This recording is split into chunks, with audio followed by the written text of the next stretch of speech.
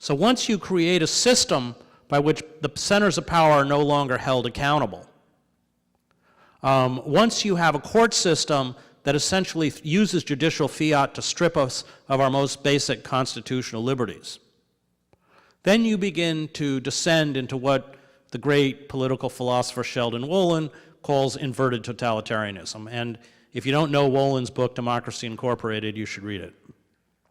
Wolin, I just saw him, he's 92, is our greatest living political philosopher.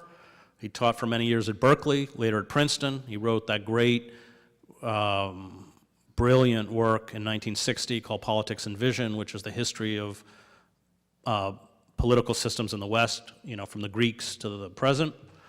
But Democracy Incorporated, he writes about what's happened to the American political system.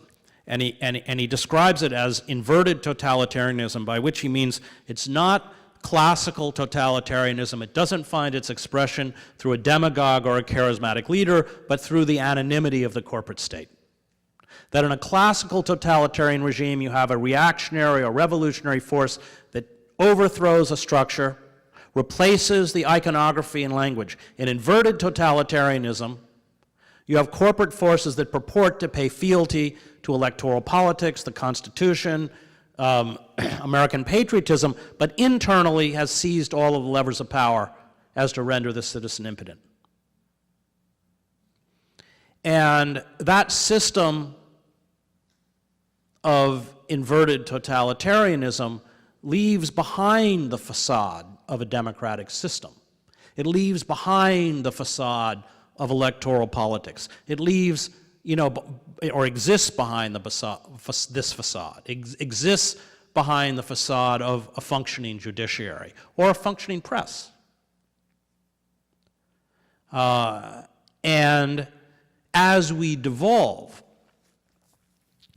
as we confront the effects of climate change, as we face the inevitability of another global financial collapse, I don't know when, but Wall Street has not been tamed. They are once again engaging in that kind of speculation.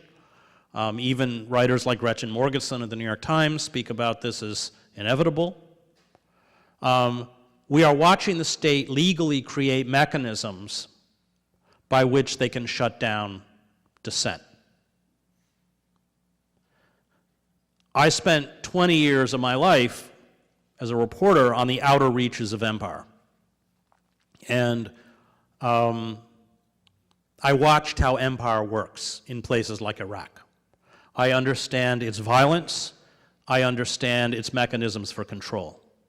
And what happens when empires break down, as ours is breaking down.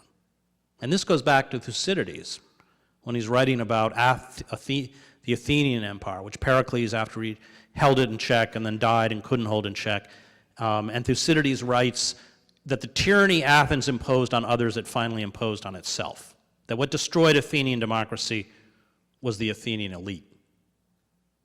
And what happens when empires crumble from within is that they take the mechanisms of control that they use on the outer reaches of empire and bring them back to the heart of empire.